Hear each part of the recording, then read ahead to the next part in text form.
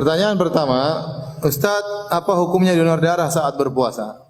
Donor darah saat berpuasa dikhilafkan oleh para ulama. Ya. Beda kalau cuma ngambil hukna, ambil darah untuk diperiksa gulanya atau kolesterolnya, itu sedikit. Donor darah sampai 1 liter, setengah liter, ini jadi masalah.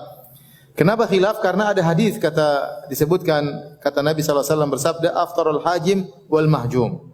Orang yang membekam dan yang dibekam telah berbuka puasa. Orang yang membekam dan dibekam telah berbuka puasa. Kenapa yang dibekam berbuka puasa? Kata para ulama, karena dia lemah. Dan orang lemah begini sebaiknya berbuka. Puasa bukan untuk membuat dia sakit. Maka hendaknya dia setelah diambil darahnya, apalagi zaman dulu darah kalau diambil banyak, yaudah dia berbuka aja.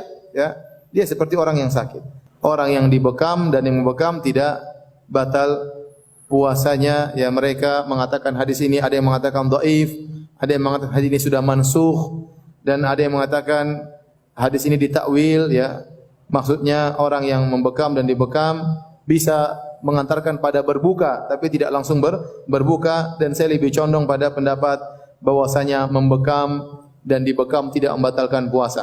Al-Imam Al-Bukhari menyampaikan banyak riwayat dari para sahabat bagaimana mereka sedang berbekam tatkala mereka sedang berpuasa. Seakan-akan bahwasanya hadis ini mansukh, ya. Seakan-akan hadis ini mansukh, ya.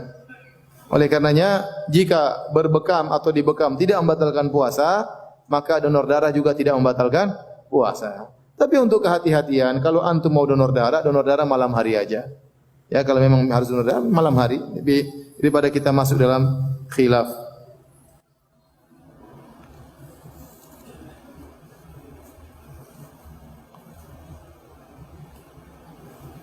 Di tempat saya tarawih 23 rakaat. Apabila sudah 8 rakaat saya pulang dan kembali salat witir 3 rakaat di rumah. Apakah boleh? Boleh, tapi antum tidak mendapatkan keutamaan man shallamal imami hatta yansarif kutiba lahu qiyamul laila. Barang siapa yang salat sama imam sampai selesai, dicatat pahala salat semalam suntuk. Sayang. Mending antum sabar. Atau antum cari imam yang 11 rakaat. Sesuai selera. Ya, atau cari 23 rakaat yang cepat. Orang saat itu imamnya bagus, apa? Al-Fatihahnya 1 nafas. Masya Allah. Cari yang Al-Baqarah 1 nafas, ya. Ustaz, bagaimana hukum mengikuti azan lewat handphone atau TV? Karena sering kali saya pas buka puasa di rumah, Ustaz. Kalau azan tersebut dari handphone atau TV tapi dia live, maka dianjurkan untuk dijawab. Karena azan adalah ibadah dan menjawab suara muadzin adalah ibadah juga. Tetapi kalau azan tersebut ternyata rekaman, maka tidak perlu dijawab. Ya. Ya, kalau azan tersebut rekaman maka tidak perlu dijawab. Antum langsung aja bismillah, dhahabat dhama'u wabtalatil uruqu wa thabatal ajru insyaallah. Bolehkah salat tahajud berjamaah? Tadi baru kita bahas, tidak jadi masalah, ya. Insyaallah bentar lagi saya sudah buat tulisan dua-duanya. Ya, baru tadi saya selesai, ya. Nanti insyaallah antum bisa baca di Halo Ustadz, ya. Saya suruh upload di Halo Ustadz, ya.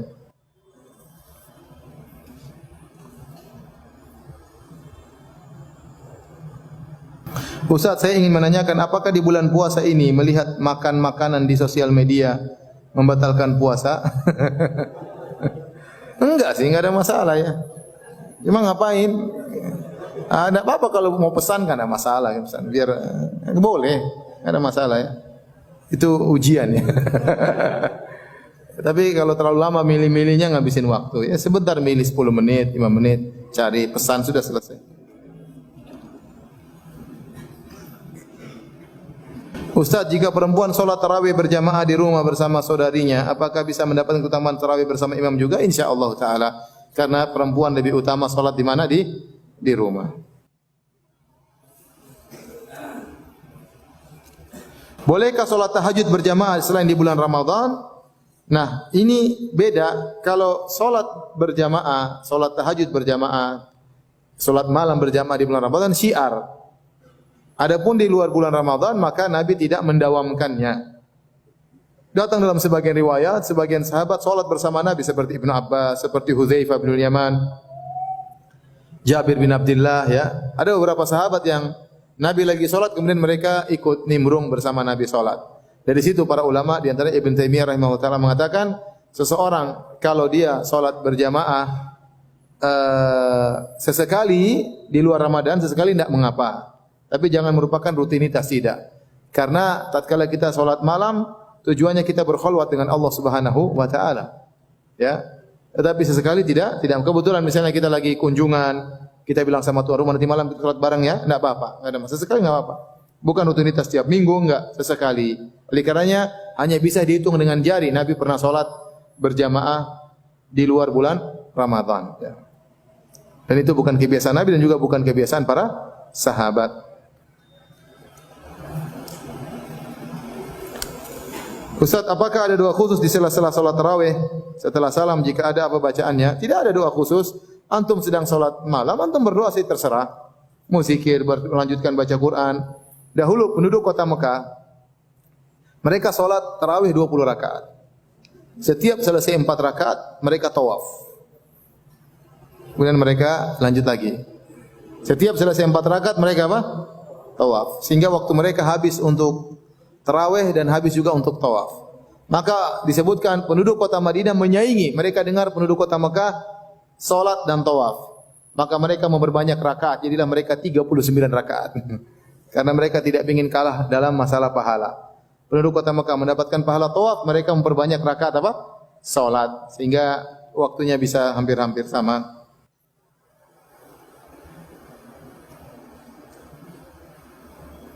Ustaz, saya ingin bertanya, kakek saya baru 2 hari ini meninggal dan saya ikut mensolatkannya. Tapi pada saat solat saya tidak hafal doa di takbir ketiga dan keempat. Apakah saya berdosa? Tidak, tidak berdosa. Ya, tidak wajib. Seorang tidak bisa mau diapain. Ya. Sebenarnya dia bisa berdoa dengan doa apa saja. Ya. Kalau dia bisa berdoa dengan doa yang diajarkan Nabi itu lebih baik. Kalau enggak, silakan dia berdoa untuk kakeknya tersebut. Kalau dia sudah tidak sempat berdoa tatkala solat jenazah, sekarang saatnya dia mendoakan kakeknya. Ya.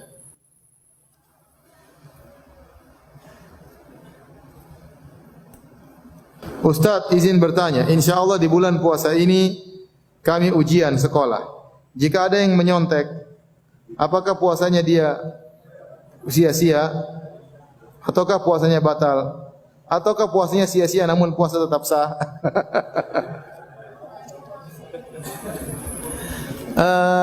Yang jelas nyontek kan bohong ya, dosa ya. Ya janganlah ya. Jangan kita berbohong, apalagi di bulan Ramadan ya. Saya enggak tahu apakah puasanya sia-sia atau tidak. Namun kata Nabi sallallahu alaihi wasallam, "Man lam yada' qaula zur wal amala bihi falaysa lillahi hajatan fi ayyadi at'ama wa syarabahu." Barang siapa yang tidak meninggalkan perkataan dusta, Allah tidak butuh dengan lapar dan dahaganya. Dan dia nyontek, dia dusta. Seakan-akan dia jawab sini, ternyata dia apa? Menyontek.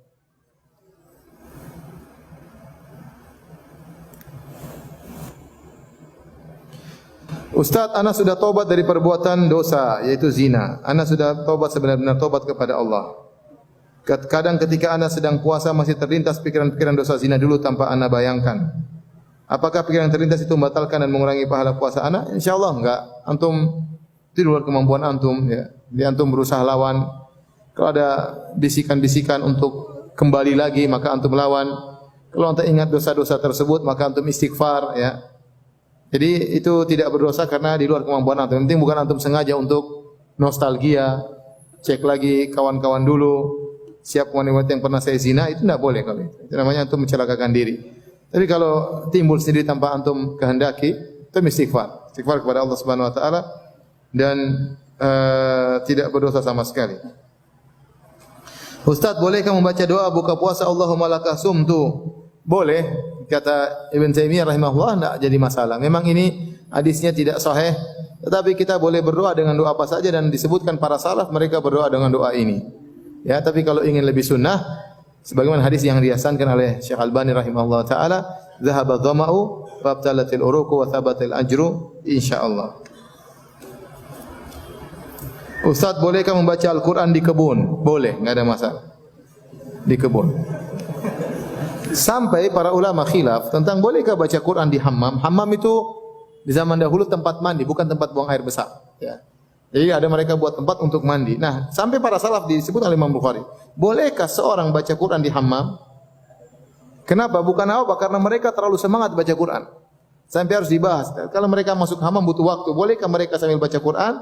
Maka sebagian ulama mengatakan makruh, sebagian ulama mengatakan boleh. Enggak ada masalah. Ya, padahal tempat untuk apa? Mandi. Ya. Intinya, adapun kalau di kebun tidak ada masalah. Tidak ada yang melarang, tidak ada yang memakruhkan. Di kebun tidak jadi masalah. Ustaz, apakah merokok membatalkan puasa? Iya, membatalkan puasa. Ya. Dia masukkan benda, dia berlezat-lezat, ya tidak boleh. Tidak boleh. Tapi kalau asap trek enggak ya. Asap trek masuk batal puasa enggak? Karena itu antum tidak ingin isap, cuma keisap ya. Tidak, dan itu tidak ada lezatnya. Adapun rokok ada lezatnya. Habis. Sudah ya, demikian saja kajian kita. Semoga bermanfaat. Kita mengafdal majlis. Subhanakallah bihamdik. Asyhadu alla ilaha illa anta astaghfiruka wa atubu ilaik. Assalamualaikum warahmatullahi wabarakatuh.